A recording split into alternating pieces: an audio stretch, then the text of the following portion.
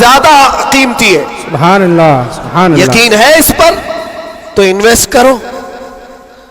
अगर हुजूर पाक सल्लल्लाहु अलैहि वसल्लम की हर बात पर यकीन है तो इन्वेस्ट करो इसमें। आज यही तो बात है, ये सबसे बड़ा चैलेंज है। मुनाफिकत आने लग गई है, बुज़दिली कहां से आती है? अल्लाह उसके रसूल की हर बात पर यकीन कामिल हो जाए बंदे को तो फिर वो मुनाफिक नहीं रहता, वो ईमान वाला होता है। और फिर मुसीबतें तो आएंगी लेकिन मुसीबतें उसका कुछ नहीं बिगाड़ सकती। हजरत अबू हुरैरा रज़ी अल्लाह ताला अन्हु की हदीस है, फरमाते हैं अगर मुझ पर 10 पहाड़ भी नाजिल हो जाएं, उतर जाएं, तब भी मैं खौफज़दा नहीं होता, डर नहीं है मुझे। कहा क्यों? कहा कुरान की एक आयत मेरे लिए काफी है। पूछा कौन सी आयत? फरमाते अल्लाह फरमाता है कुल लन युसीबना इल्ला मा कतबल्लाहु लना हुवा मौलाना व अला अल्लाहि फल्यतवक्कलिल मुमिनून। फरमाते हैं अल्लाह ने अपने नबी से कहा है, ऐ महबूब आप फरमा दें हरगिज़ हमको कोई मुसीबत नहीं आती, उतनी ही आएगी जितना अल्लाह ने लिखा है। सुभान अल्लाह, सुभान अल्लाह। उतनी ही आएगी जितनी अल्लाह ने लिखा है। और फिर आगे रब ताला फरमाता हुवा मौलाना, वही हमारा मददगार है, वही हमारा मददगार है। व अला अल्लाहि फल्यतवक्कलिल मुमिनून, और मोमिनों को चाहिए कि अल्लाह ही पर भरोसा करें। बड़े बड़े लोगों को देखा, लेकिन कैद के दौरान, जेल के दौरान कुछ छोटे छोटे लोगों ने हमें बहुत कुछ सिखाया। गुजरात के एक छोटे से गांव का रहने वाला कैदी आ गया था, मानसिक संतुलन बिगड़ा हुआ था। घर वाले भी चाहते थे अंदर ही रहे, छुड़ाना भी नहीं चाहता था कोई, उठा पटक ज्यादा करता था, जवान था और अंदर रहा। महीना गुजरने लग गया। वहां होता ऐसा, निजाम ऐसा है कि हर हफ्ते घर वालों की मुलाकात आ जाती, जालियों में, इधर से हम, बाहर से रिश्तेदार। हर कैदी के कोई, कभी माँ, कभी बाप, कभी भाई बहन, मुलाकात के लिए हफ्ते में एक मरतबा टाइम मिलता है 15 मिनट। लेकिन इस बंदे का कोई आता ही नहीं था, मिलने भी नहीं आया। महीना गुजर जाता, ये उठा पटक शुरू कर दे, लोगों को मारना। तो जेलर जो है घर को फोन लगाता उसके और कहता कि भाई तुम्हारा बेटा है, कभी तो आओ, मुलाकात लो उससे, सबको परेशान कर रखा है। और इसीलिए कि कैदियों की जो हालत बिगड़ती है तो ये बहुत बड़ा डेंजर मसला होता है, उनको संभालना।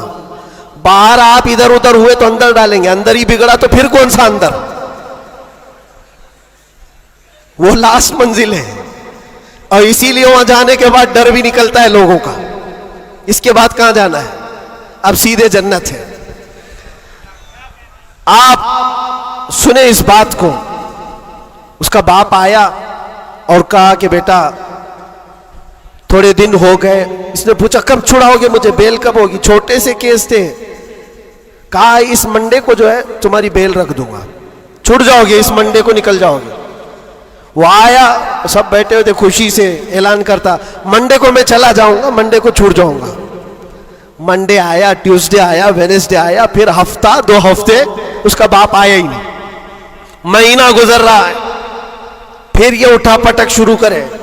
फिर फोन करके उसके बाप को बुलाया, आओ मुलाकात लो। बाप आया, फिर पूछा कब होगा अब्बा? कहा मैं थोड़ा सा काम में बिजी था, इस मंडे तो तेरा हो जाएगा, इस मंडे को हो जाएगा। ये आता और कहता फिर बेचारा, वहां तो ऐसे ही है, सब तिनके के सहारे पे ही रहते हैं। वकील बोलता है इस डेट में होगा, हाँ ठीक है, उसके अलावा करे क्या? तो वो सबसे कहता है इस मंडे को पक्का है। वो भी गया मंडे, फिर 1 महीना गुजरा, ये 6 महीने उसका बाप हर मंडे को ही बोलता था, बार बार आए, तवज्जो चाहता हूं। और हालत ऐसी हो गई 6 महीने के बाद वो बाप से मिलकर के अंदर आ रहा है, सारे कैदी खुद ही बोलने लगे इस मंडे को है ना तेरा। उसके बोलने से पहले ही कहते इस मंडे को बेल है ना तुम्हारी, जमानत होने वाली है। उसको हर्ट हो गया, तकलीफ हो गई। जब दिल पर किसी के चोट लगती है तो टूटे हुए दिलों की बहुत जल्दी सुनी भी जाती है। उसने झल्ला करके कहा था, गाली दे करके कहा था, क्रिमिनल था, गाली दे करके कहा था सबको, तुम लोग मेरा मजाक उड़ा रहे हो, मेरे बाप की वजह से या जेलर की वजह से मैं अंदर नहीं हूं, मेरा खुदा इतने दिन का लिखा है और जिस दिन लिखेगा तुम सब देखते रहोगे, मैं चला जाऊंगा। क्या बात है, वाह वाह। हमने सोचा ये कहां से इतना बड़ा ईमान आया, और इत्तेफाक से शनिचर के दिन वो अपने बाप से मिलकर के आया था, उसको चिढ़ाया गया था और वो बिफर करके इस तरह की बात किया था, और मंडे के दिन उसका बाप जमानत का बीड़ा लेकर आ ही गया और वो हंसते खुशी से जा रहा था और कहा मैं नहीं कह रहा था, मेरा खुदा जब तक लिखा हुआ है तब तक मैं यहां रहूंगा, किसी के बाप की ताकत नहीं हमें अंदर रखने की। इसीलिए मैं कहता हूं मेरे अजीजों, जो भी मुसीबतें आएंगी, हमारा अकीदा है अल्लाह ने फरमाया उतनी पहुंचेंगी जितनी अल्लाह ने लिखा है, और मददगार भी वही है, मददगार भी वही है। मैं इससे कबल भी आपके यहाँ एक बात सुनाया था, हजरत सैयदना यूसुफ अलैहिस्सलातु तस्लीम के मुतालिक। आप जेल के अंदर 7 साल काट लिए और दो कैदियों ने ख्वाब देखा था। हजरत यूसुफ अलैहिस्सलाम ने उनके ख्वाब की ताबीर बताई थी। एक उसमें मरने वाला था, एक छूटने वाला था। कुरान पाक में वाकया मौजूद है। जो छूटने वाला था उसको यूसुफ अलैहिस्सलाम ने कहा था कि मैं तेरे ख्वाब की ताबीर बता रहा हूं, छूट करके जाएगा तू, बादशाह बदल चुका है, जो मुझे कैद में डाला था अब वो नहीं है, मिस्र का बादशाह भी बदल गया है, जाना और बादशाह से मेरी दरखास्त रखना कि मैं बेकसूर कई सालों से अंदर कैद में हूं। ये कैदी अपने ख्वाब की ताबीर के मुताबिक ही, उसने ख्वाब देखा था, उसकी ताबीर के मुताबिक छूट गया। और जेल से छूटने वाला सब भूल भी जाता है, पलट के दरवाजा भी नहीं देखता, कौन है क्या है सब भूल जाता है। और वो भी गया बेचारा, सब भूल गया। और बादशाह के सिपाहियों में, मुसाहिबीन में, खास लोगों में शामिल हो गया। लेकिन उसको वो बात याद नहीं आई यूसुफ अलैहिस्सलाम ने क्या कहा था। यूसुफ अलैहिस्सलाम की जो दरखास्त थी बादशाह के पास, वो भूल गया। और बाज रिवायतों में फिर 7 साल गुजर गए बिना किसी गलती और कसूर के। यूसुफ अलैहिस्सलातु तस्लीम एक दिन रब ताला की बारगाह में रो पड़े, कहा है मालिकुल मुल्क या ज़ल जलाली वल इकराम, तेरा ये बंदा बेकसूर कब तक ये दरवाजों के अंदर कैद रहेगा? क्या मेरे लिए दरवाजे अब खुलेंगे नहीं? तो जानते हो ये ऐसा मकाम है। रब तबारक व तआला ने फरमाया, ऐ यूसुफ, कैद में अंदर गया, अगर तुझे बाहर जाना ही था तो बादशाह से क्यों दरखास्त किया? क्या मैं नहीं था? ये नबियों के लिए है मेरे अजीजों, आला ईमान है। हजरत यूसुफ अलैहिस्सलाम इस पर फूट फूट कर रोते रहे।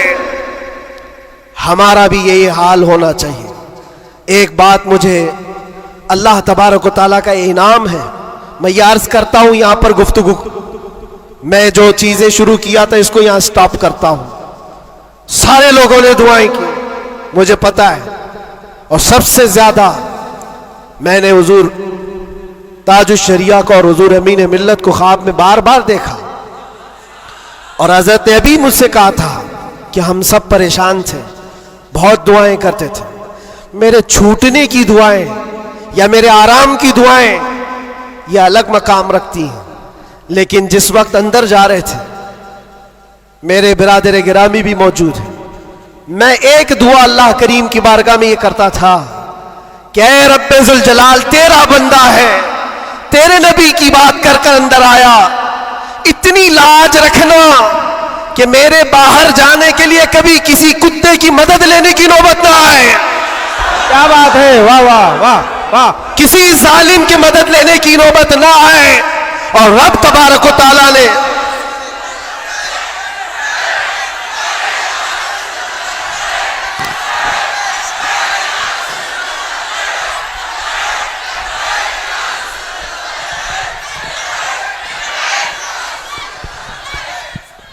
इस बात की वजाहत भी कर दूं, बहुत बड़ी जिम्मेदार शख्सियत मौजूद है, मेरे अल्फाज का मैं जिम्मेदार हूं जो कुछ कह रहा हूं।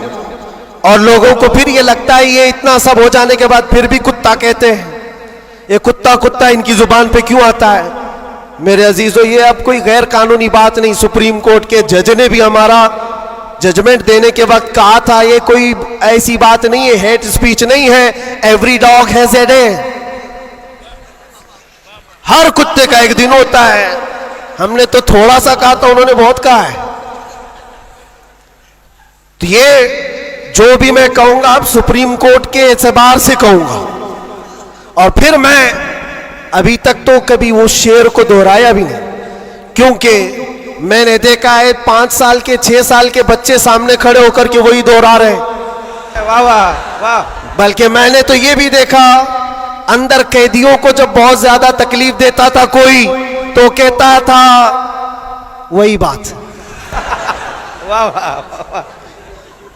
आज वक्त है तुम्हारा। क्या बात है। हर जगह पर खाना सही नहीं मिल रहा है तो भी वो कैदी यही पुकार कर कहते थे आज वक्त है, आज वक्त है। मेरे अजीजों, जितना ही तुम दबाओगे उतना ही वो उभरेगा। यह हम अपनी तारीफ के लिए, अपने घर के लिए नहीं बोलते। हमने कभी किसी कम्युनिटी को, किसी खास धर्म को या किसी खास मजहब को निशाना बनाकर कभी नहीं बोला। हाँ, मेरा यह मिशन है कि जो हुजूर पाक सल्लल्लाहु ताला अलैहि वसल्लम की इज्जत के लिए उंगलियां उठाएगा तो हम उसका जवाब देते रहेंगे। बेशक बेशक। और अगर एक आदमी करता है तो एक का जवाब, 10 करते तो 10 का जवाब। इसका मतलब ये नहीं होता कि हम पूरी कम्युनिटी को बोल रहे हैं, पूरे मजहब को बोल रहे हैं, किसी कौम को बोल रहे हैं। ये तो फैलाई गई बात है। बहरहाल वक्त आने के बाद सब समझ में आ जाएगी। आज जिस चीज के लिए ये कॉन्फ्रेंस रखी गई है, तालीमी बेदारी कॉन्फ्रेंस, मेरे अजीजों, ये इतनी बड़ी वक्त की जरूरत, मैं आपको क्या बताऊं, इस्लाम शुरू ही हुआ है इकरा कहते हुए। सबसे पहली आयत मेरे नबी पाक पर जो उतरी वो क्या है? मुसलमानों, इतनी तो बात याद रहे, इकरा बिस्मि रब्बिकल्लज़ी खलक। कुरान की सबसे पहली आयत क्या है? बिस्मिल्लाह खानी कराई गई कि नहीं कराई गई? तो पढ़े हो ना, तो पढ़ो, इकरा बिस्मि रब्बिकल्लज़ी खलक। इकरा का मतलब होता है ऐ महबूब पढ़ो, ऐ रसूल पढ़ो। देखो कुरान पाक में बहुत जगह पर अल्लाह ने कुल भी कहा, कहो, लेकिन जब सबसे पहली आयत आई तो उसमें कहा कुल नहीं, इकरा पढ़ो अपने रब के नाम से। और एक बुजुर्ग ने बहुत अच्छी बात कही, ये उससे कहा जाता है पढ़ो। जिब्राइल अमीन आए, हुजूर पाक सल्लल्लाहु अलैहि वसल्लम से कहने लगे इकरा बिस्मि रब्बिकल्लज़ी खलक। 3 बार तो हुजूर ने नहीं पढ़ा था, सिर्फ वो इकरा इकरा कह रहे थे। चौथी बार जिब्राइल ने कहा इकरा बिस्मि रब्बिकल्लज़ी खलक, पढ़ो अपने उस रब के नाम से जिसने पैदा किया। नबी पाक ने पढ़ा, और इकरा उसको कहा जाता है जो पहले से पढ़ा हुआ हो। और नए आदमी को पढ़ाने के लिए कहेंगे कहो जैसे मैं कह रहा हूं, जैसे मैं कह रहा हूं ऐसे कहो। और भी एक बात, जो हुजूर पाक सल्लल्लाहु ताला अलैहि वसल्लम के मुतालिक बहुत सारी बातें मुस्तशरिकीन ने जो फैलाई, वो उम्मी थे। उम्मी का माना कुछ ना हंजार लोग अनपढ़ करते हैं कि इनके रसूल अनपढ़ थे। अनपढ़ नहीं, उम्मी कहते हैं जो किसी से नहीं पढ़ा हुआ हो। बेशक, उसका उस्ताद नहीं, लेकिन वो सबका उस्ताद है। सुभान अल्लाह सुभान अल्लाह। अब एक बात तो मुझे बताओ, कुरान कहता है अर्रहमान अल्लमल कुरान खलकल इंसान, 3 आयतें। अर्रहमान, रहमान अल्लाह रब्बुल इज्जत, अल्लमल कुरान, उसने कुरान सिखाया। तीसरे नंबर पर है खलकल इंसान, उसने इंसान को बनाया। मुझे एक बात बताओ, रहमान दूसरे नंबर पर आए थे, उसने कुरान सिखाया। तीसरे नंबर पर आए थे, उसने इंसान को पैदा किया। इंसान को पैदा किया, ये तीसरे नंबर पर। कुरान सिखाया, ये पहले दूसरे नंबर पर। जब इंसान बाद में पैदा हुआ है तो कुरान सिखाया किसको? क्या बात है, वाह वाह। अर्रहमान अल्लमल कुरान, वो रहमान है जिसने कुरान सिखाया फिर इंसान बनाया। मुफस्सिरीन फरमाते हैं ये जो इंसान पैदा किया इससे मुराद आदम अलैहिस्सलाम है, और कुरान सिखाया इससे मुराद मोहम्मद रसूलुल्लाह। अल्लाह सुभान अल्लाह। और अब तबारक व तआला ने अपने नबी को उस वक्त इल्म दिया है जब अभी आदम को पैदा भी नहीं किया। मुअल्लिम कायनात की उम्मत हो मेरे अजीज हो, मुअल्लिम कायनात की तुम उम्मत हो, और जाहिल रहना तुम्हें ज़ेब देता है। उस रसूल पाक की उम्मत हो जिसने पूरी कायनात को इल्म का इनकलाब दिया है, इल्म का इनकलाब। जब हुजूर पाक सल्लल्लाहु अलैहि वसल्लम मदीने तैयबा तशरीफ लाए थे, 6 लोगों को सिर्फ लिखना आता था, कलम पकड़ना कितने लोगों को आता था? 6 लोग। 10 साल का अरसा गुजरा हुजूर पाक सल्लल्लाहु अलैहि वसल्लम की वफात के वक्त 80,000 लोगों के हाथों में कलम था। सुभान अल्लाह सुभान अल्लाह। यह इनकलाब जिंदगी भर का कोई टीचर भी नहीं करता। वो रसूल पाक सल्लल्लाहु ताला अलैहि वसल्लम ने इल्म का अजीम इनकलाब पैदा किया था, और उस रसूल की उम्मत अगर जाहिल हो तो कैसे ज़ेब देता है। इसीलिए मैंने देखा है बहुत सारी जगहों पर बड़ी बड़ी तहरीकें चलती, लेकिन रसूल पाक सल्लल्लाहु ताला अलैहि वसल्लम का सच्चा जानशीन, उनकी आल व औलाद का ये सच्चा जानशीन मारारा मुतहरा का और खानवादे बरकात का चश्म चिराग ऐलान करता है, आधी रोटी खाएंगे और बच्चों को सुभान अल्लाह। ये सिर्फ मारारा का ऐलान नहीं, ये रसूल पाक का मिशन है, ये इनकलाब है जो नबी पाक सल्लल्लाहु ताला अलैहि वसल्लम का लाया हुआ। अगर तुम जाहिल रहोगे, बेनूर रहोगे, जाहिल आदमी हलाल और हराम में तमीज नहीं कर सकता, जाहिल को कुफ्र और ईमान पता नहीं है, जाहिल कब गुमराह होगा उसे खुद पता नहीं चलता। इसलिए मेरे अजीजों, इल्म के बगैर इस्लाम भी नहीं है, इल्म के बगैर इस्लाम नहीं। आपको पता है दौरे जिहालत कहा जाता है इस्लाम से पहले वाले दौर को, और दौरे इस्लाम, इस्लाम के बाद। इस्लाम और जिहालत तो अपोजिट चीजें, ये कभी एक जगह आ नहीं सकती। आज उम्मत के अंदर हम देख रहे हैं कुछ लोगों को मैंने देखा अंदर, जिनसे पूछा गया पहला कलमा क्या है तो आई टाई कर रहे हैं, नहीं पता है। तुम्हारे नबी कौन, ये भी नहीं पता। हम तो इस खुशफहमी में चल रहे हैं, जुम्मा में भीड़ है, जलसों में भीड़ है, सबकी टोपी है, सबको आता होगा, खंगालो तो कलमा भी नहीं आ रहा है। यूं ही ये मुसीबतें नहीं आ रही है मेरे अजीज, यूं ही हमको डराया और धमकाया नहीं जा रहा है। तुम्हारे अंदर इल्म की दौलत हो तो तुम अपने रब तबारक व तआला की जात पर यकीन कामिल के साथ जियोगे। आज दुलमुल यकीन के साथ जो जीते वो जिहालत की वजह है, जिहालत है। और जो जिस तरह हाँकना चाहे आज हाँक रहा है तुम्हें। इल्म की तरफ आओ, इल्म की तरफ। हर बच्चे को आज पढ़ा लिखा हुआ होना जरूरी है, हर बच्चे को। और जब हम इल्म की बात करते हैं तो कुछ लोगों को ये लगता है मौलाना सिर्फ मदरसों में ले जाने की बात करते हैं, मदरसों में ले जाने की बात करते हैं। इल्म सिर्फ मदरसों की बात नहीं है। इल्म को जो फर्क किया गया है ना, ये दीनी इल्म है, ये दुनियावी इल्म है। अभी आपसे मैं पूछूं दीनी इल्म क्या है, दुनियावी इल्म क्या है, आप यही कहेंगे कुरान, हदीस, फिका, ये सारे दीनी इल्म है। साइंस, ज्योग्राफिक, फिजिक्स, केमिस्ट्री, ये दुनियावी इल्म है। ये गलत सोच है, गलत कॉन्सेप्ट है। दीनी और दुनियावी इल्म इस तरह से फर्क नहीं किए जाते। अगर आप कुरान का इल्म, हदीस का इल्म, फिका का इल्म पैसा कमाने के लिए हासिल कर रहे हैं तो ये दुनियावी इल्म है, वो दीनी इल्म नहीं। मदरसों में भी वो दीनी इल्म नहीं। और साइंस पढ़ते हो, ज्योग्राफी पढ़ते हो, केमिस्ट्री पढ़ते हो अल्लाह को पहचानने के लिए, तो ये दीनी इल्म है, ये दीनी इल्म है। तुम्हारी सोच से ही दीनी और दुनियावी का फर्क होता है, ना कि डिपार्टमेंट और शोबे से फर्क होता है। इसलिए जो बच्चे कॉलेज में, यूनिवर्सिटीज में, वो अपना कंटिन्यू करें, बढ़े आगे। तुम जिस फील्ड में जाना चाहते हो, मेडिकल में, इंजीनियरिंग में, लॉ में, जिस चीज में भी जाना चाहते हो, नीयत सिर्फ ये हो जो कुरान ने फरमाया, इक़रा बिस्मि रब्बिकल्लज़ी खलक़, पढ़ो वही जो तुम्हारे रब के नाम से। सुभान अल्लाह। वो इल्म जो अल्लाह से दूर करता है, वो बड़ा सा बड़ा आलिम होकर के भी वो गुमराह है।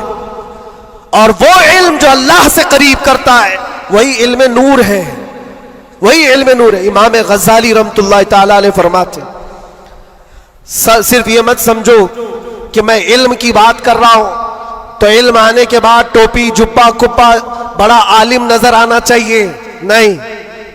इल्म जब किसी के पास आता है तो सबसे पहले अखलाक लाता है। सच्चा इल्म अगर किसी के अंदर आए, अखलाक लाता है, फिर वो अल्लाह ताला की जात पर यकीन लाता है, क्योंकि कुरान कहता है इन्नमा यख्शल्लाह मिन इबादिहिल उलमा, इल्म वाले ही अल्लाह से ज्यादा डरते हैं। इमाम गज़ाली फरमाते हैं वो आलिम जो अपने इल्म को इसलिए इस्तेमाल करता है कि दुनिया में कुछ पैसे मिल जाएं, और सेठों के पास जाता है, मालदारों की जेब पर नजर रखता है, फरमाते वो उस मक्खी से ज्यादा गलीज है जो पखाने पे बैठती है। बल्कि वो कहते हैं वो औरत जो अपना जिस्म बेचती है उससे भी ज्यादा ये गलीज है, क्योंकि वो जिस्म बेचती है और ये ईमान बेचता है। इल्म जो सच्चा इल्म आता है वो अखलाक और तवक्कुल ले आता है। इसलिए आपसे मैं ये कहना चाहता हूं कि इल्म का मतलब सिर्फ दौड़ भाग ये नहीं है। कोई भी कॉलेज मिल जाए, कोई भी यूनिवर्सिटी मिल जाए, कोई भी मदरसा मिल जाए, तुम्हारा टारगेट ये होना चाहिए वो इल्म मुझे मिले जो मुझे मेरे रब की पहचान दिलाए, मुझे मेरे रब की पहचान दिलाए। और जब अल्लाह रब्बुल इज्जत के नाम से कोई शुरू करता है, मेरे अजीजों, बड़े बड़े इनकलाबात आते हैं, बड़े बड़े इनकलाबात आते हैं। ये आज दुनिया छुपा छुपा कर रख रही है। हमारे दामन में उलमा की कमी नहीं रही इस्लाम में कभी। ये तो जाहिल आज हुई हमारी कौम, वरना दुनिया को क्या नहीं दिया है उलमा इस्लाम ने। आपको पता है ये सब जो उठाए हुए कैमरे हैं ये किसकी देन है? सबसे पहले इब्नुल हैसम ने ये कैमरे की इजाद की थी और उसकी थ्योरी भी बनाई थी अपनी आंखों के लेंस से। दुनिया को उड़ने का तरीका देने वाला अब्बास बिन फराज सबसे पहले प्लेन बनने से भी पहले उड़ करके एक मीनारे से पैराशूट का तस्वुर देने वाला, एक्सरे का तस्वुर देने वाला आलिम इस्लाम है। खवारज़मी ने घड़ी का तस्वुर दिया है। अलजिब्रा इस्लामी उलमा ने तुम्हारे सामने रखा है। आज जो ये हिंद से लिखे जाते हैं 1 2 3, ये आदात कहां से आए? इस्लामी उलमा ने इसको इजाद की। इजादात की एक लंबी फेहरिस्त है। आज भी कैलिफोर्निया यूनिवर्सिटी के अंदर, अमेरिका के अंदर तिब में, मेडिकल में और बच्चों की सर्जरी पर जो लिखी गई सबसे पहली किताब अबू अली सीना की है। अल कानून आज भी रखी हुई है। पूरी दुनिया को सर्जरी सिखाने वाले, पूरी दुनिया को मेडिकल लाइन में लाने वाले इस्लामी उलमा है। बच्चों के अमराज पर सबसे पहली लिखी जाने वाली किताब उलमा इस्लाम की है। कौन सा मैदान है जिसमें मेरे नबी के गुलामों ने बाजी नहीं मारी है? सब जगह है। बस बात आकर के यहां रुकती है, जिसको इकबाल ने क्या सच्चे अल्फाज में कहा है, उनके जो हम गुलाम थे खल्क के पेशवा रहे। सुभान अल्लाह। खुलासा यही है, उनके जो हम गुलाम थे खल्क के पेशवा रहे, उनसे फिरे जहां फिरा फिराई कमी वकार ने। ये डोर जो कटी है तुम्हारी या धीमी हुई है, यहां से इज्जतों में कमी आई है। पढ़ना लिखना तुमने बंद कर दिया, ना इधर के है ना उधर के है। मेरे अजीजों, ना मदरसों का इल्म रह गया, ना स्कूल कॉलेज का इल्म रह गया। ये तो इस्लाम का तकाजा नहीं है, इस्लाम नहीं चाहता है। इसलिए आज की इस कॉन्फ्रेंस के जरिए से, ये तालीमी बेदारी कॉन्फ्रेंस है, मैं अवेयरनेस लाना चाहता हूं। और अब अगर कोई यहां बैठा हुआ ये अहद करके उठता है कि मुझे इल्म हासिल करना है, हमारी ये कॉन्फ्रेंस उसूल होगी। दिल में सोचते हो हासिल करना है, और इल्म की कोई उम्र नहीं होती। ये मत सोचना मेरी शादी हो गई, बच्चे हो गए, अब क्या पढ़ूंगा। अरे बूढ़े हो जाओ, दाढ़ी सफेद हो जाओ, तब भी तुम्हारे इल्म हासिल करने की उम्र नहीं जाएगी।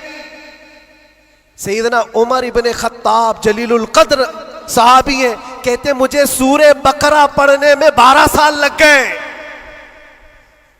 तुम चाहते हो जुम्मा जुम्मा 8 दिन के अंदर कुरान भी खत्म हो जाना चाहिए। हाँ, इसमें मिटा दो अपनी हस्ती को अगर कुछ मर्तबा चाहो कि दाना खाक में मिलकर गुले गुलजार बनता है। शेख सादी रहमतुल्लाह अलैह फरमाते 60 साल के बाद तो मैंने इल्म देखा है। और ये शर्म हया की बात नहीं, इल्म हासिल करना हो। अच्छा, पहले के बूढ़े लोग अगर कहते हैं हमारे ज़माने में हालात बुरे थे, कोई आया ही नहीं सिखाने के लिए, हमारे पास स्कूल नहीं थे, मदरसे नहीं थे, पहले वाले कहते तो हो सकता है उनका ये उज़्र है। तुम्हारे पास अब कोई उज़्र ही नहीं रह गया।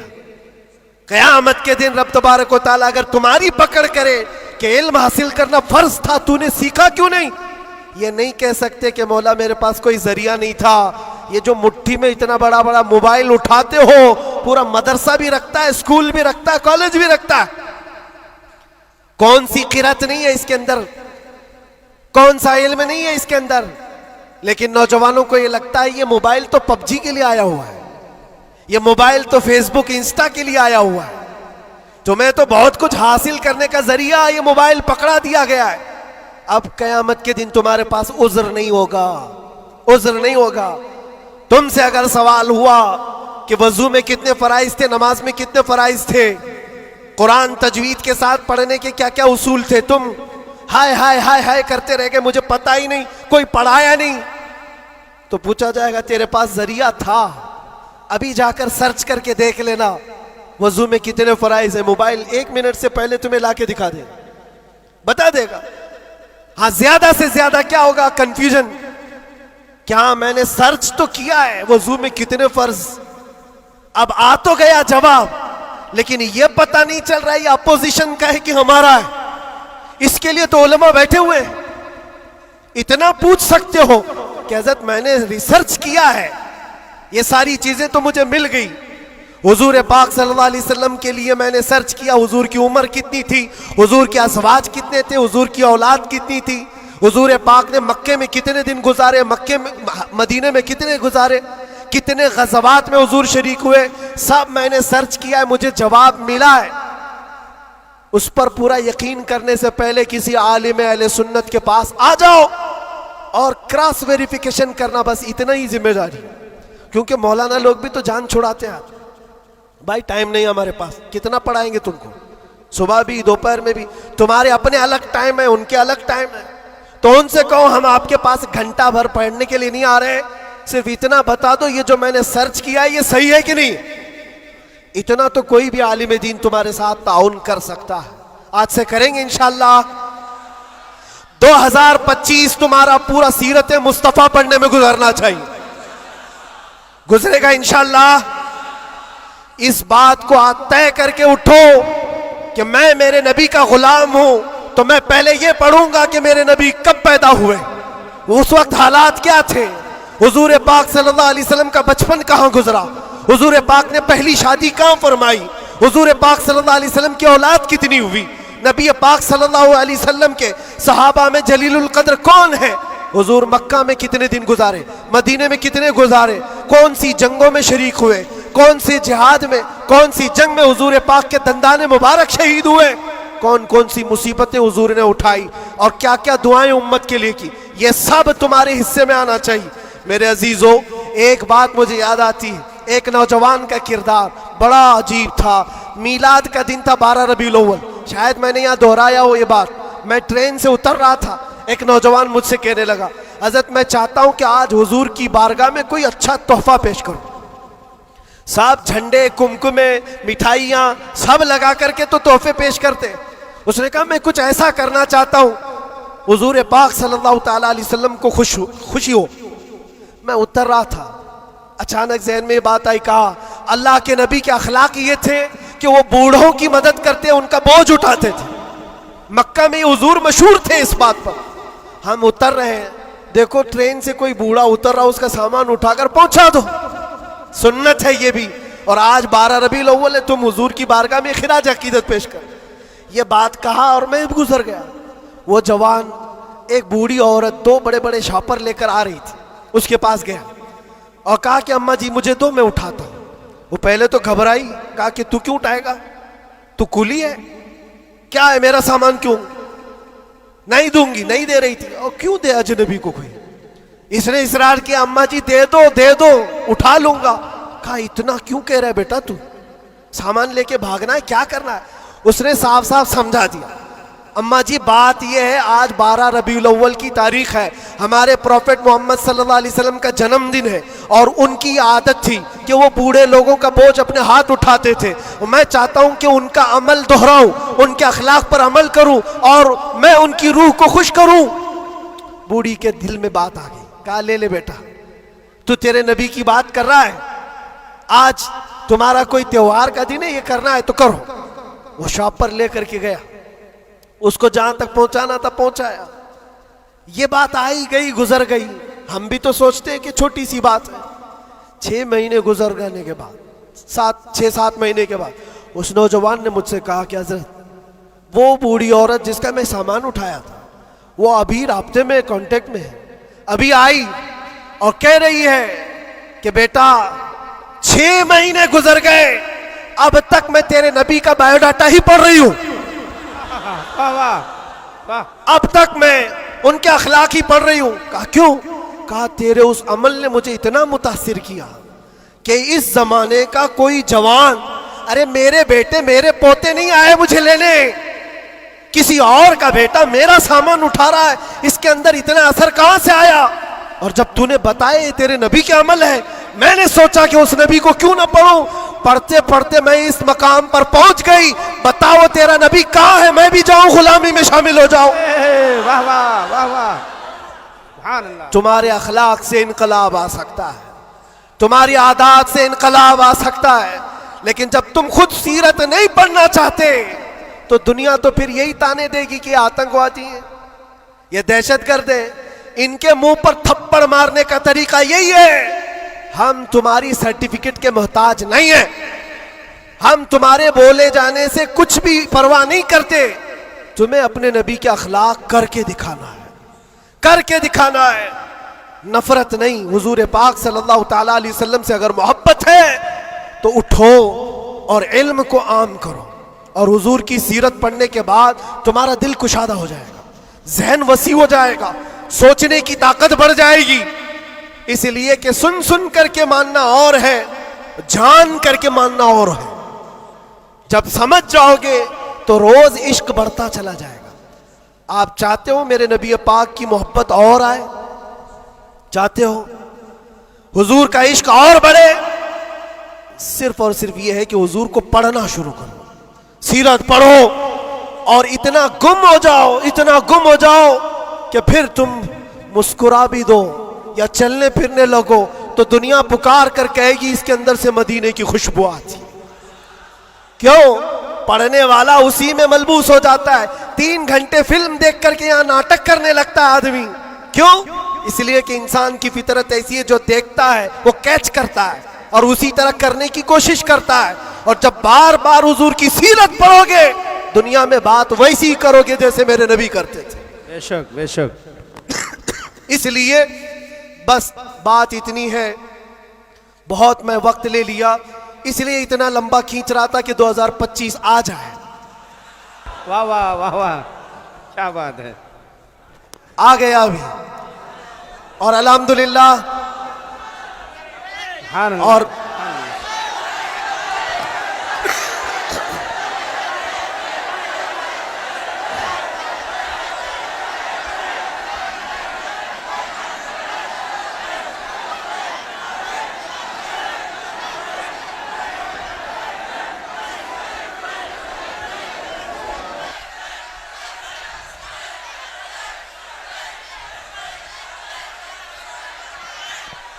अल्लाह तबारक व तआला इस आने वाले साल को हम सब के लिए खैर व बरकत वाला साल बनाए। बलाओं और मुसीबतों से अल्लाह हम सबको नजात रखे और इस पूरे साल को अल्लाह ताला हम सब के ईमान और अकीदे में जिला अता करे। बात वही मैं दोहरा कर ख़त्म करता हूँ मेरे अजीज़ों, 24 को जाना था, चला गया, और आला हज़रत का 25 को आना था। वाह वाह। और इंशाअल्लाह 25 में ये सिक्का चलेगा इंशाअल्लाह। और फिर कहोगे आई नहीं हुकूमत, सिक्का नया चलेगा। आलम में रंग बदला सुबह शबे विलादत। मुस्तफ़ा करीम सल्लल्लाहु अलैहि वसल्लम के आशिकों के लिए ये साल हरा भरा हो जाए। मौला करीम की बारगाह में ये दुआ भी करते हैं कि रब तबारक व तआला इस आने वाले साल को हम सब के इल्म का साल बनाए, हम सब के अखलाक का साल बनाए और इनकलाब का साल बनाए। और जो आयत अल्लाह ने फरमाई उस वादे के मुताबिक, इन्ना मअल उसरि युसरा, हर तकलीफ के बाद आसानी है, हर तकलीफ के बाद आसानी है। मौला जो जो तकलीफें अब तक हमको आई थी, अब आसानियों में तो हम सबको ईमान अता फरमा, आसानियों में हमें कदम रसूल की दौलत अता फरमा। और बस इतनी दुआ करो मेरे अजीजों, जब हमारे जाने का वक्त आए तो रब तबारक व तआला हम सब पर इतना एहसान करे कि इस कायनात में हर रंगो बू को देख लिया, सूंघ लिया, हर शक्ल सूरत को देख लिया और पहचान लिया। बस ये आंखें तरसती हैं इस बात के लिए, कुछ ऐसा कर दे मेरे किरदिगार आंखों में, हमेशा नक्श रहे रुए यार आंखों में। उन्हें न देखा तो किस काम की है ये आंखें, कि देखने की है सारी बहार आंखों में। रब ताला की बारगाह में दुआ करो, मौला तेरा ये बंदा तुझसे आज ये इल्तिजा करता है, इस नए साल की बरकत में दुनिया मिठाइयाँ तकसीम कर रही है, हमें इनाम में तू दीदार रसूल अता फरमा दे। इस आले रसूल की बरकत से मौला मरने से पहले हमें जियारत मुस्तफ़ा नसीब फरमाए। वो शक्ल सूरत मुस्तफ़ा जो आंखों में बस जाए तो दुनिया का हुस्न हेच हो जाए। मौला करीम हमको उस हुस्न का परस्तार बनाए, उस हुस्न का आशिक बनाए। अजीज़ा ने गिराम वक़ार, आखिरी बातें ये, ख़ास तौर पर ये नए साल की जो रात है, जा कर के यहाँ से कोई अय्याशी के अड्डे पर नहीं जाना, कभी कोई गुनाहों की तरफ ना जाए, वरना तुम्हारी ये सारी महफिल फजूल है। तुमने साल का आखिर भी अल्लाह के जिक्र में बनाया है और साल का शुरू भी अल्लाह के जिक्र में है। 12 से पहले भी अल्लाह का जिक्र कर रहे थे, 12 के बाद भी तुमने साल का आखिर भी महफिल रसूल में गुजारा, साल की इब्तिदा भी महफिल रसूल में गुजारी। और हो सके तो कल रोजा रख लेना, जिसको ताकत हो रख लेना, नफिल है, ताकि साल की इब्तिदा अल्लाह के इस रोजे से हो और अल्लाह करीम उस रोजे की बरकत से हम सबका पूरा साल अच्छा करे। यहाँ से कोई अड्डों पर तो नहीं जाएगा इंशाअल्लाह, कोई अगर जा भी रहा हो तो उसको रोक लेना। आज की रात दुनिया अय्याशियों के अड्डे सजाई है, रात भर यहाँ पर शराब आम हो चुकी होगी, जिना और क्लब और बार सब सज गए होंगे।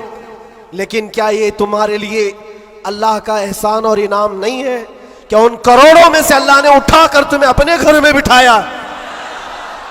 और एक बात याद रखो, एक बात याद, मुझे किसी से मिलना है तो दिन में मिल लेता हूं, टाइम कब देते हैं, दोपहर में आ जाओ, शाम में आ जाओ। लेकिन कोई खास होता है तो ही रात के 12 बजे मिलता है। बहुत रात में खास लोगों से ही मिलने का मौका निकाला जाता है, वरना तो सबको टरका दिया जाता है।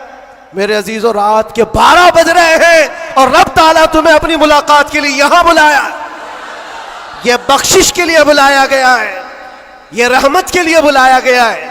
तो यहां से झोलियां भर करके जाओ और दुआओं की कबूलियत के लिए मुस्तजाबुद दावा शख्सियत हमारे पास है।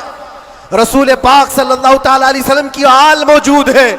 और यकीनन आज की महफिल पर मैं देख रहा हूं, ये जो रंग जमा हुआ है, ये जो भीड़ है, ये जरूरी नहीं सिर्फ इंसानों की भीड़ है, ये जरूरी नहीं है कि सिर्फ लोगों की मदनपुरा वालों की भीड़ है। तुम तो पहचानते भी नहीं कितने अल्लाह के फरिश्ते आते हैं महफिलों में, तुम जानते भी नहीं। ये रब तबारक व तआला की रहमत के फरिश्ते आते हैं और ये महफिलों को हल्का ना लो मेरे अजीजों, ये महफिलें हल्की ना समझो। यहां से बख्शिश के वादे होते हैं, कितनों की दुनिया बदल दी जाती है, कितने तो यहां से तौबा करके उठते हैं, कितने तो इल्म का अहद लेकर के जाते हैं।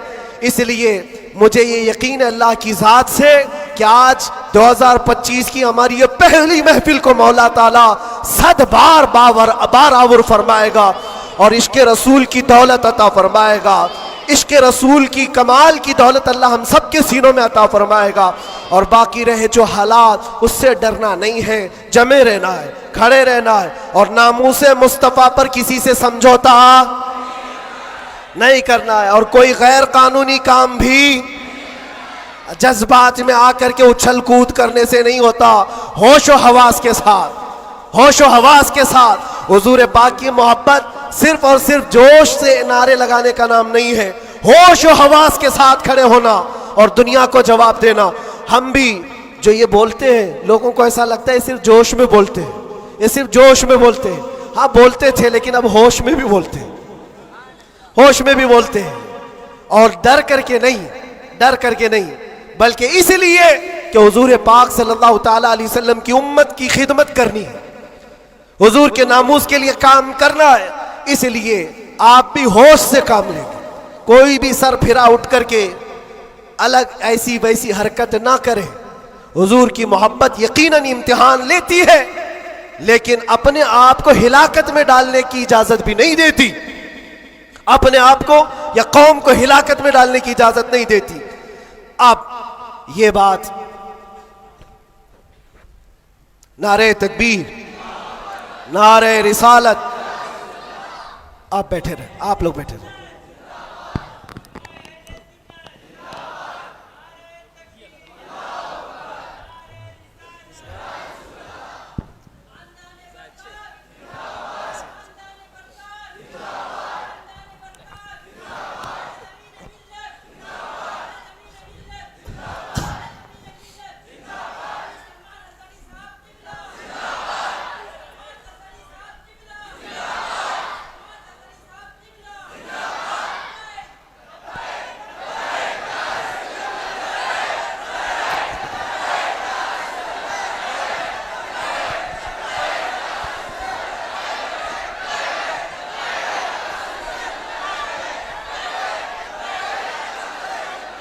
तवज्जो मेरे अजीज़ों, हमारी महफिल में अब आमद हो चुकी उस्ताजुल असातिज़ा, फ़ख्रुल अमासिल, हज़ारों उलमा के उस्ताद हज़रतुल अल्लाम मौलाना मुफ्ती मसूद अहमद बरकाती साहब क़िबला, उस्ताज़ अल जामिअतुल अशरफिया मुबारकपुर। यहाँ पर तशरीफ़ है, हमारे दादा उस्ताद भी हैं और इंशाअल्लाह अज़ीज़ आप उनको सुनेंगे। और अब हमारा वक्त हो गया, मसला भी है, पानी जब आ जाता है तो तयम्मुम टूट जाता है।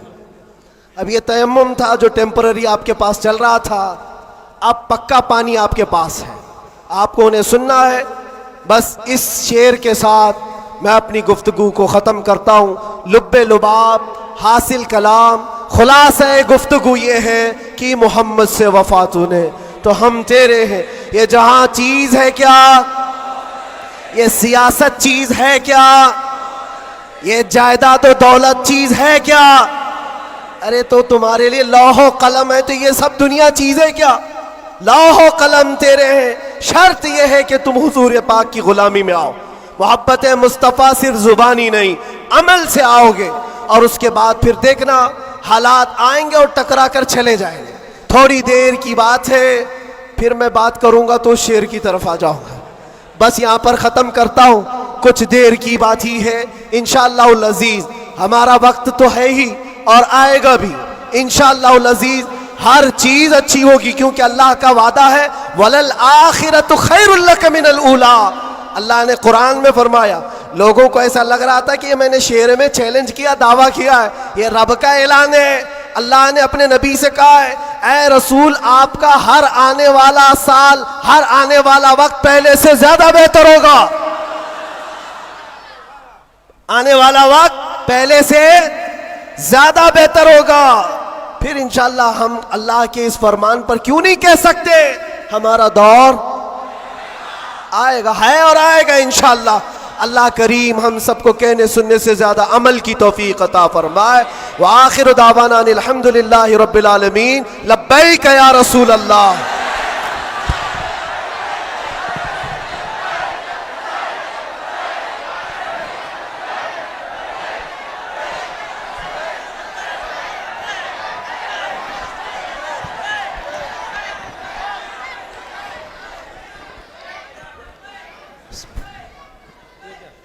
माशाअल्लाह सुबहान अल्लाह, बड़ा ही पुरमग़्ज़। बैठे रहें आप हजरात, कहाँ से निकलेंगे जब मुफस्सल दरवाजे में मुदल्लल सारे खिताब। लोग खड़े हैं तो बैठे रहें जहाँ बैठे थे, थोड़ी देर और बैठे हैं आप हजरात। आखिरी कड़ी है हमारे इस इजलास की, निकलना कैसे चाह रहे हैं आप लोग? कैसे निकलेंगे जब बल्कि पांचों मैं दरवाजे बंद हैं? एक ख़ास बात आपको बता रहा हूँ। नए साल का आगाज़, नए साल की इब्तिदा हम आले रसूल हुजूर ताजुल मशाइख की दुआ से करते हैं। हज़रत की खुसूसी दुआएं इंशाअल्लाह होंगी। मैं आप हज़रात से गुजारिश करूँगा, बस आखिरी कड़ी है, थोड़ी देर के लिए हमारे उस्तादिल करीम हज़रत अल्लामा मौलाना मुफ्ती मसूद अहमद बरकाती साहब क़िबला मद्दतुल आली तशरीफ़ ला चुके हैं, जो इस वक्त अल-जामिअतुल अशरफिया मुबारकपुर, जो हम सुन्नियों की शान है, आबरूए सुन्नियत है, एक अजीम दीनी दरसगाह जो हमारा भी मादर इल्मी है, वहाँ से एक अजीम शख्सियत, इल्मी शख्सियत यहाँ पर तशरीफ़ फरमा है। आप हज़रात उनको भी सुने और आपका भी पैगाम इंशाअल्लाह आपके दिलों में इनकलाब पैदा करेगा। मैं बिला ताख़ीर, चूँकि वक्त ज़्यादा हो गया है और हुज़ूर ताजुल मशाइख काफ़ी देर से तशरीफ़ फरमा है, मैं इसलिए आपसे मुअद्दबाना इल्तिमास और गुजारिश करता हूँ, खामोशी के साथ बैठे रहें।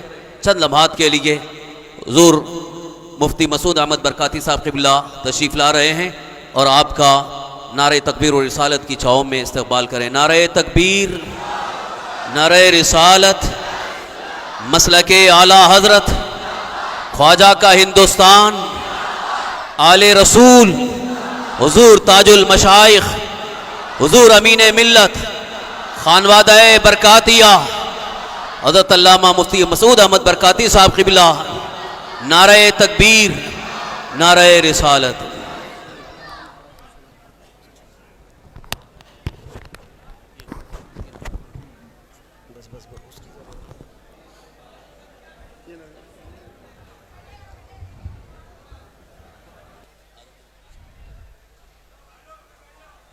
बैठ जाए, आप लोग बैठ जाए।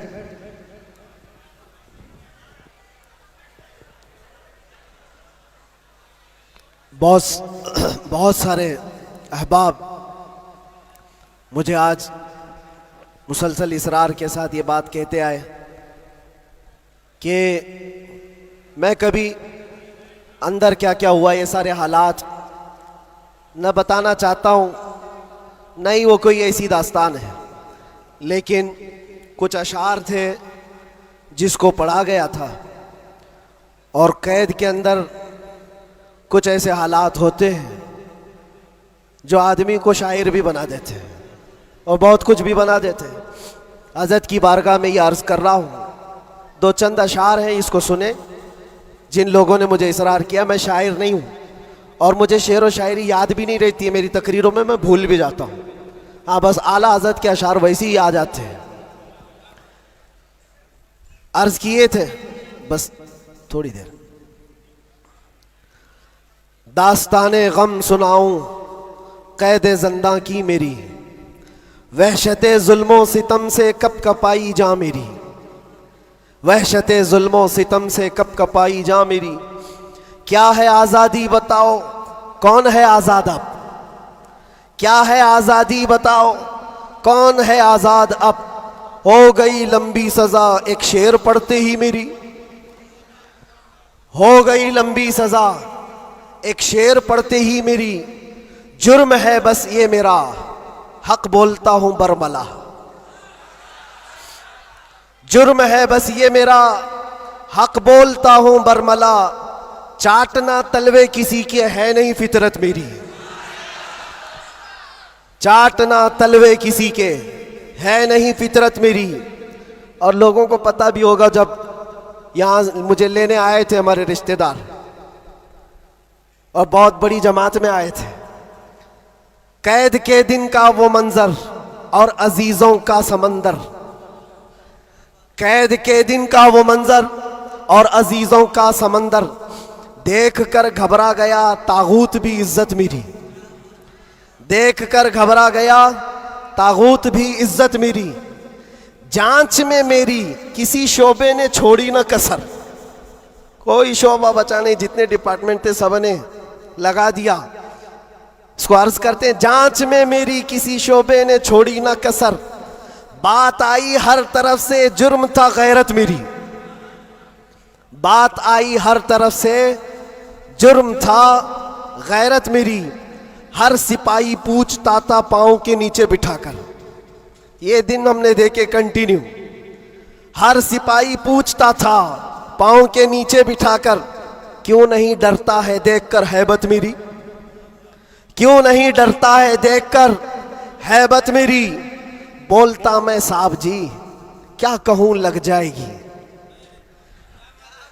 बोलता मैं साहब जी क्या कहूं लग जाएगी। आज है बस वक्त तुम्हारा, याद रखना बात मेरी। आज है बस वक्त तुम्हारा, याद रखना बात मेरी। बेड़ियां पहना के मुझको लाके डाला जेल में, सख्त पहरा संतरी का बढ़ गई हैरत मेरी।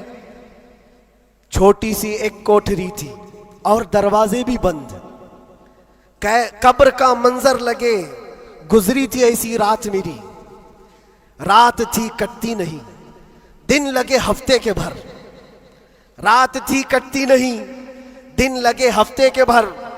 कैदियों को देखकर बढ़ती थी फिर वहशत मेरी। जी कभी खाने को करता ही नहीं था जेल में, जी कभी करता ही नहीं था, जी कभी खाने को करता ही नहीं था जेल में। यूं भी हर दिन हो गई रोजे की आदत मेरी, यूं भी हर दिन हो गई थी रोजे की आदत मेरी। अहले खाना की वहां पर याद आती थी बहुत, और अजीजों की मोहब्बत जो कमाई थी मेरी। मेरे उस्ताद और भाई, मेरे शागिर्द और अजीज जेल में आए थे मिलने, लग रही थी ईद मेरी। जेल में आए थे मिलने, लग रही थी ईद मेरी। कैद का गम जब बढ़े तो याद करता था मैं ये, कैद का गम जब बढ़े तो याद करता था मैं ये। बुजुर्गों से सख्त बढ़कर थी नहीं हालत मेरी, बुजुर्गों से सख्त बढ़कर थी नहीं हालत मेरी। गिर के सजदे में खुदा से गिड़गिड़ाता था बहुत, जानता है वो ही बस एक कैद की हालत मेरी। मुस्तफ़ा को याद करना थी मेरे गम की दवा, मुस्तफ़ा को याद करना थी मेरे गम की दवा। गम बदल जाते खुशी में देखकर किस्मत मेरी, गम बदल जाते देखकर किस्मत मेरी। फख्र है इस बात पर कैदी बना उस नाम पर, लब्बैक या रसूल अल्लाह। फख्र है इस बात पर कैदी बना उस नाम पर। ये तो है सुन्नत बिलाली बन गई किस्मत मेरी, ये तो है सुन्नत बिलाली बन गई किस्मत मेरी। उसके बाद फिर हमने जमकर ये कहा था, हाथ में बेड़ी ही क्या डाल दो गर्दन में भी अब, हाथ में बेड़ी ही क्या डाल दो गर्दन में भी अब। है उन्हीं के नाम का सब जिंदगी और मौत मेरी, है उन्हीं के नाम का सब जिंदगी और मौत मेरी।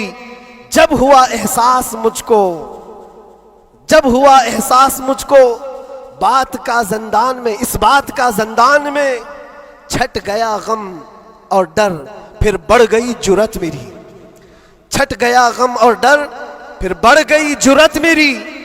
और आखिरी शेर, इसलिए करता है ऐलान झूम कर सलमान अब।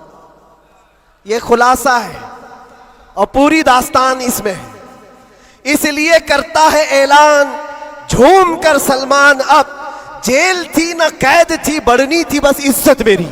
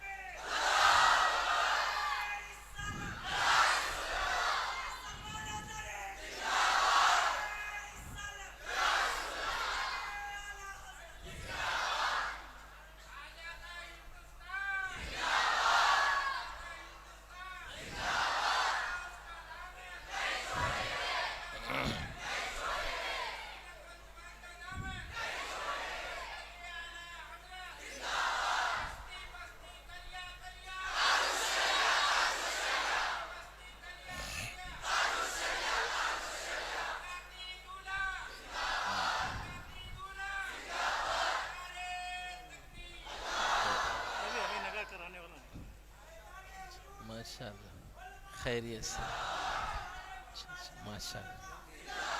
हाँ यहीं रहने दो। अच्छा